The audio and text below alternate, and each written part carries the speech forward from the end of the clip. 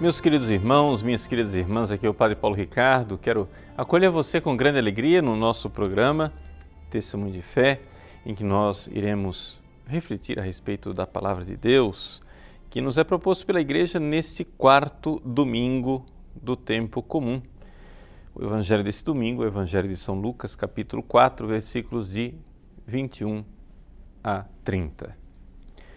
Ao ler esse Evangelho, nós gostaríamos de comentar a respeito do pecado da inveja, né? E como o pecado da inveja, de uma certa forma, atrapalha toda a nossa vida espiritual. O próprio pecado da inveja, ele é mencionado na segunda leitura da liturgia desse domingo, quando, naquele belíssimo hino da caridade, o hino do amor, né, São Paulo nos diz, entre as várias características da caridade, que a caridade não é invejosa. Então, vamos olhar para este pecado da inveja que é descrito no Evangelho. Bom, primeira coisa, vamos começar contextualizando. Qual é o contexto do Evangelho desse domingo? Nós nos recordamos, na semana passada, Jesus estava na sinagoga de Nazaré e ali ele então pegou o livro do profeta Isaías, disse: "O Espírito do Senhor está sobre mim". E ele então conclui com o versículo que inicia o Evangelho desse domingo, dizendo assim: "Hoje se cumpriu esta passagem da Escritura que acabaste de ouvir". Essa frase de Jesus é bastante ousada. O que Jesus está dizendo é exatamente que ele foi agraciado pelo Espírito Santo com uma missão especialíssima. Agora, a reação das pessoas que estão ali ouvindo é uma reação dupla. Alguns parecem realmente acolher isso que Jesus acaba de dizer. O versículo 22 nos diz assim: "Todos davam testemunho a seu respeito, admirados com as palavras cheias de encanto que saíam da sua boca". Então, essa é a primeira parte. A parte que eles realmente reconhecem que há algo de gracioso e de extraordinário, não é? Primeiro, que dão testemunho. Testemunho de quê? Testemunho dos milagres que foram vistos nas outras cidades. E, segunda coisa, né, eles reconhecem as palavras cheias de graça. Essa é a expressão grega que está lá no original do Evangelho desse domingo, né? As palavras cheias de graça, as palavras de graça, graciosas, que saíam da sua boca. Então ali realmente existe um reconhecimento, né, de algo extraordinário, algo sobrenatural, algo grandioso em Jesus. Mas a reação não é somente esta positiva. A reação é também de escândalo. Como é possível que Deus tenha escolhido exatamente o filho do carpinteiro, o filho de José? Como é que é possível que Deus tenha escolhido a ele, né? E eles ficam escandalizados e o final do Evangelho, né, descreve como eles ficaram furiosos ouvindo as palavras de Jesus e levantaram-se e expulsaram Jesus da cidade.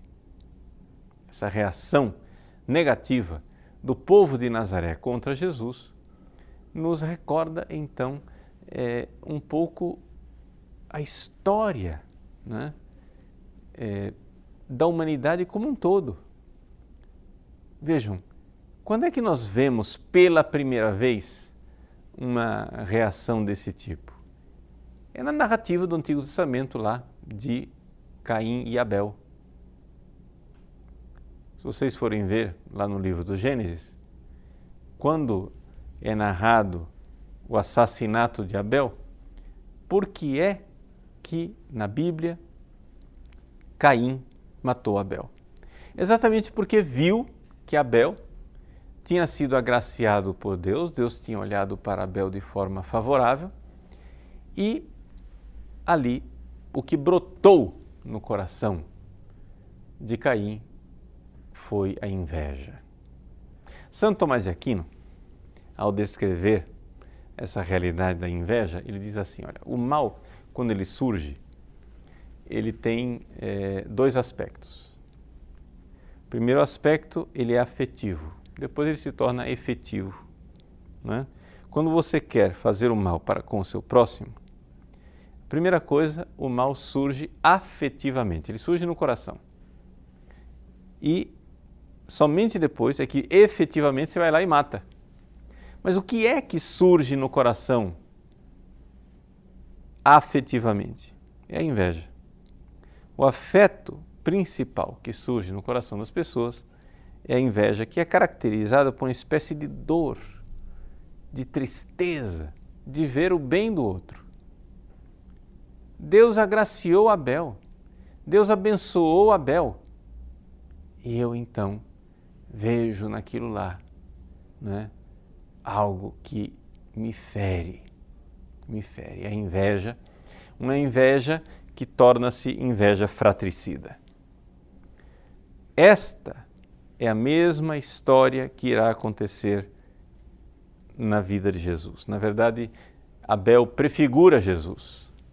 Jesus que aqui é expulso da cidade de Nazaré e que quer, e na intenção dos seus compatriotas, seria lançado no precipício, né? Essa história vai se concretizar depois, mais tarde, quando Jesus é crucificado.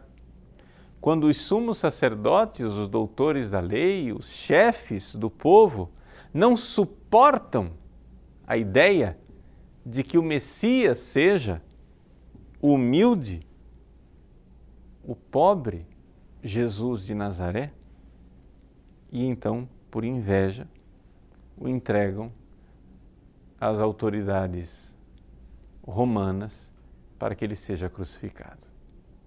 Jesus é este Abel.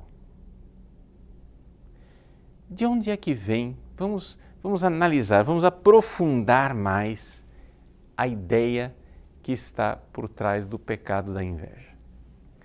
Santo Tomás de Aquino, ao descrever o pecado dos anjos, ele diz que nos anjos só pode haver dois tipos de pecado: o pecado da soberba e o pecado da inveja. Ou seja, os anjos, eles não têm gula, eles não têm luxúria, nada disso. Os únicos dois pecados que os anjos têm são a soberba e a inveja. A soberba porque Satanás quis ser como Deus, né? E a humildade de São Miguel jogou na cara de Satanás: quem como Deus? Ninguém é como Deus. Quem que você pensa que você é, rapaz?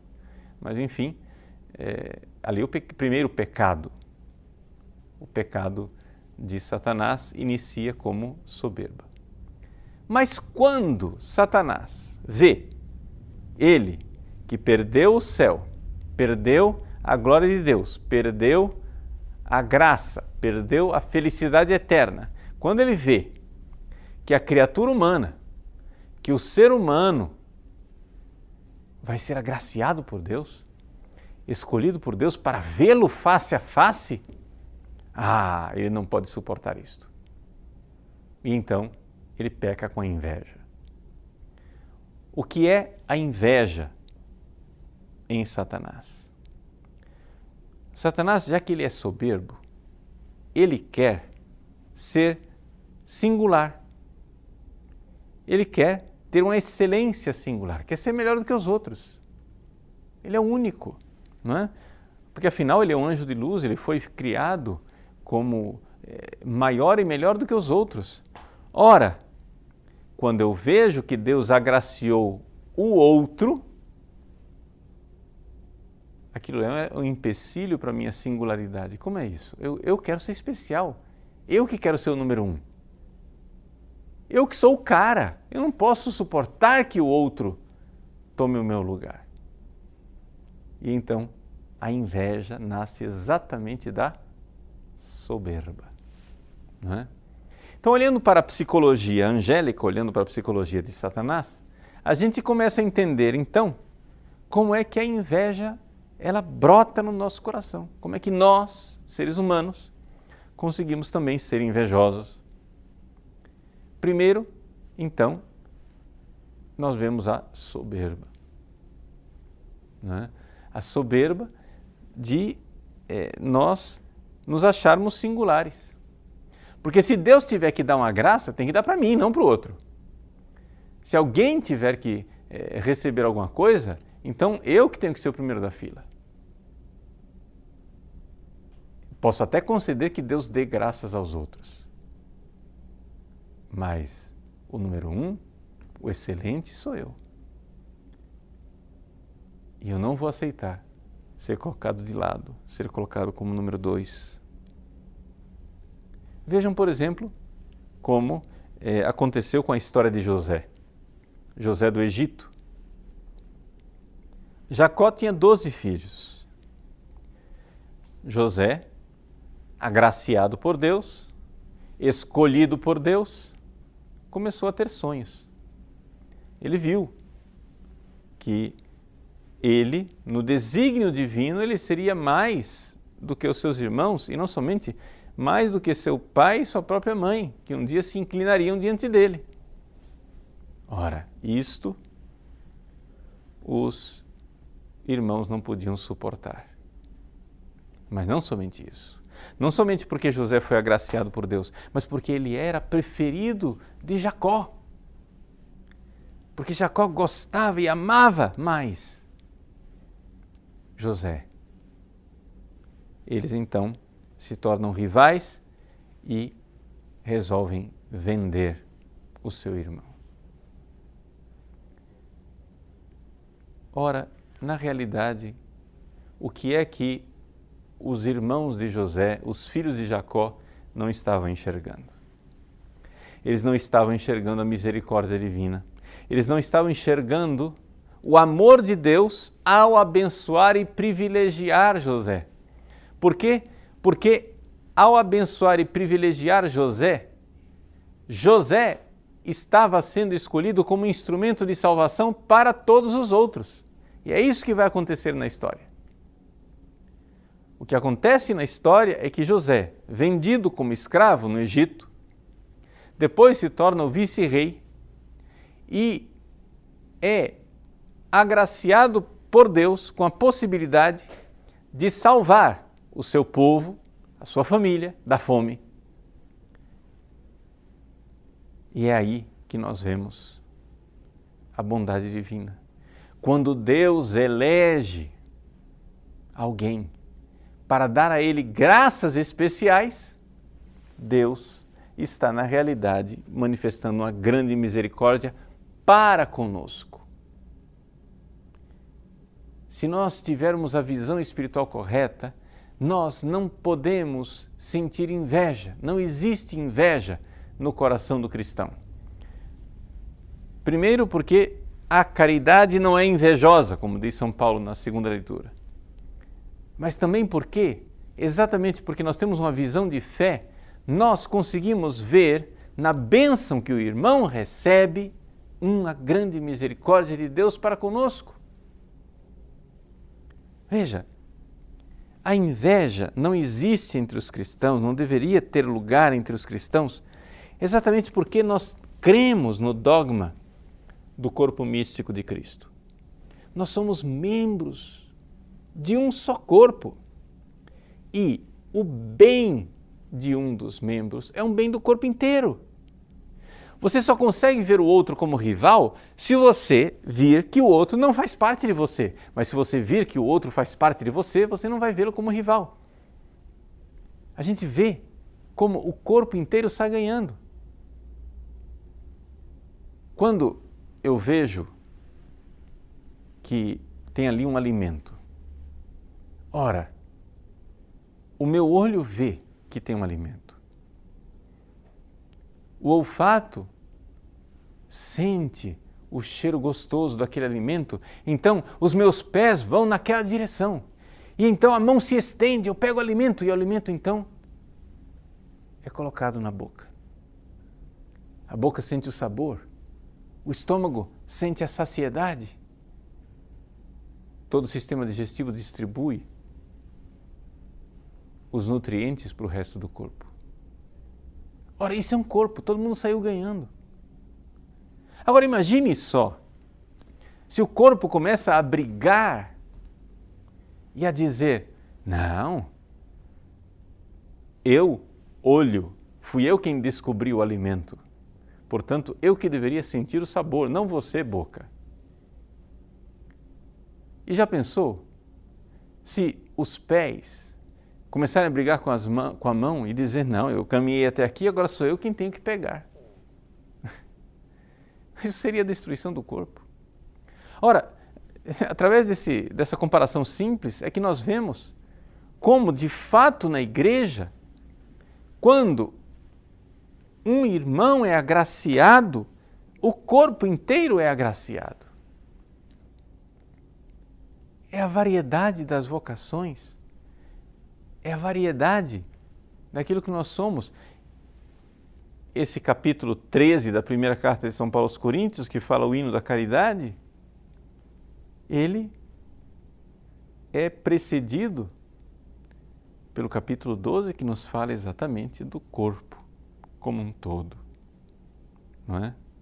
O corpo da igreja, bem constituído, bem organizado.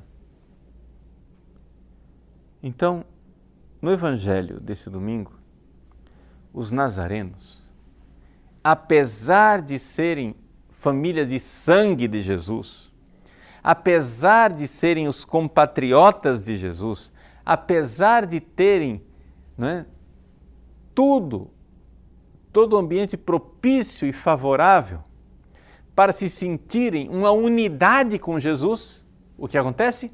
Eles não se sentem corpo, eles não se sentem unidade, eles não se sentem membros de um só corpo, eles se colocam como rivais. Como rivais soberbos, eles não querem a excelência do outro. Mas é exatamente o contrário que nos ensina a espiritualidade cristã. É exatamente o contrário àquilo que nos ensina, não é? Nos ensinam os santos, por exemplo. Veja, por exemplo, Santa Teresinha do Menino Jesus. Não é? Que menina simples e humilde. Perguntaram a ela, não é, se ela gostaria de ser como a Virgem Maria. E ela responde, olha, se eu tivesse que escolher entre ser Teresinha e ser a Virgem Maria, eu escolheria ser Teresinha. Mas como? Maria foi agraciada, Maria, ela é santíssima, você prefere ser Teresinha? Sim.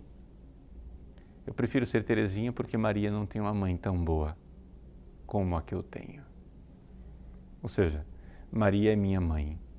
E eu fui agraciada porque Maria foi agraciada. Exatamente porque ela recebeu tanto, quem saiu lucrando fui eu.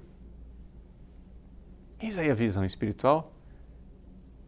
Ali não há lugar para inveja. Mas exatamente por quê?